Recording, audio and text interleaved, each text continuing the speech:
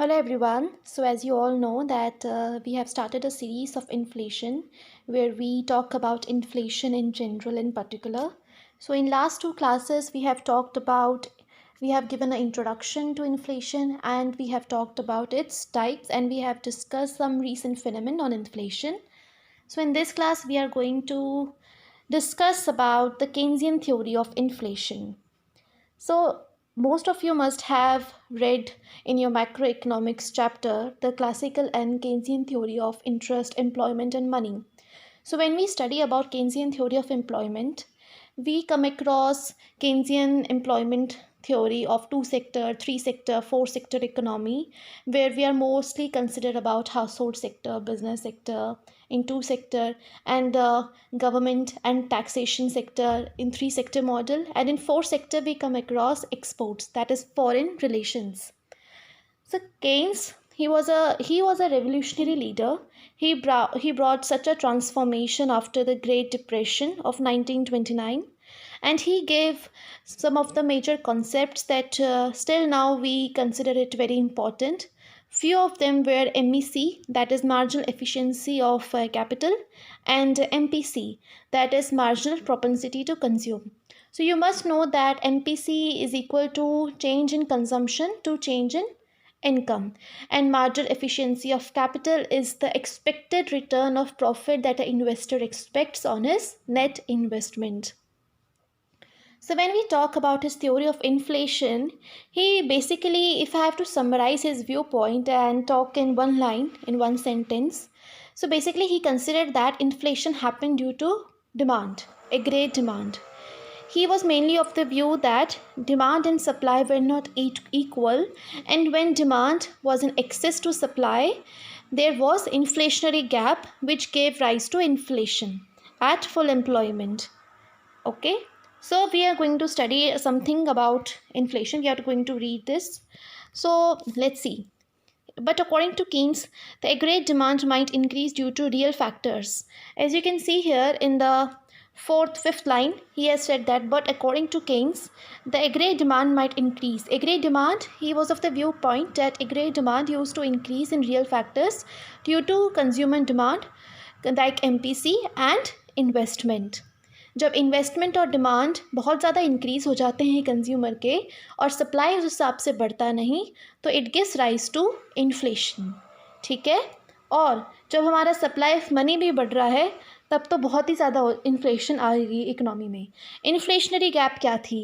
Inflationary gap एक ऐसी gap का नाम है that is between planned expenditure and output. यहाँ एक्सपेंडिचर हम डिमांड की बात कर रहे हैं और आउटपुट पे हम सप्लाई की बात कर रहे हैं at full employment. So if you must have read about Keynesian theory, he always said about full employment. He was of the view that inflation always happened after full employment is reached. That is why he termed inflation as true inflation, which starts after the full employment has reached. Okay, so that was a basic criteria about Keynesian theory. He was of the view that price rise during the time lag is not inflation, and inflation was due to inflationary gap, that was excess of demand over supply. So we are going to understand this with the help of a diagram here. Yes, so this is a diagram. As you can see in this diagram, we have drawn a vertical aggregate supply from the origin, right? First of all, that is a very basic thing when we study about consumption also.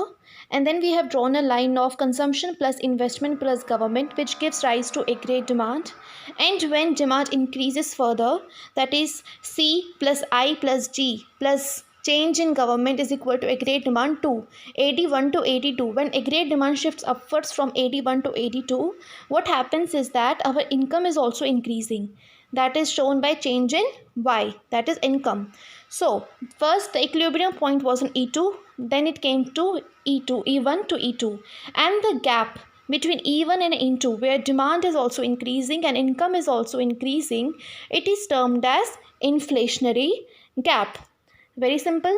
Okay, and he also gave another concept of multiplier. He said that it won't be like constant thing. When demand you will be increasing, there will be multiplier effect in the economy which will generate more and more demand. Excess demand will be absorbed by rise in general price level. Okay, Now in the last line, as you can see here is written that according to Keynes, the price rise is inflation, not the price rise prior to full employment level. मतलब जो price rise हो रहा है उसको तो हम inflation कहते ही हैं, लेकिन फुल एम्प्लॉयमेंट रीच होने से पहले जो प्राइस राइज हो रहा है उसको हम इन्फ्लेशन नहीं कहते. ठीक है. अब यहाँ दे सकते हो, उसने इक्वेशन के थ्रू ये बोला गया है that inflation rate percentage is equal to change in Y over O Y one, that is O Y one where equilibrium is E1 into 100, and after increasing is y1 y2 where income is increasing and oy1 is into 100. This sums up the Keynesian approach to inflation. So in conclusion we can say that Keynes was of the viewpoint that the inflationary gaps generates money income without creating matching real output. Full employment में मतलब क्या हो रहा है, full employment का मतलब क्या है, जिसको जॉब करनी है, जिसको काम करना है उसको काम मिल रहा है.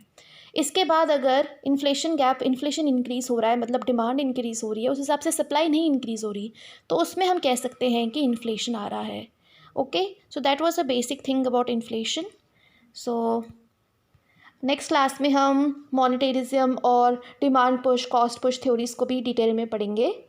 So stay tuned, and if you like this video, please like and subscribe, and if you have any queries you can comment. Okay, thank you, bye bye.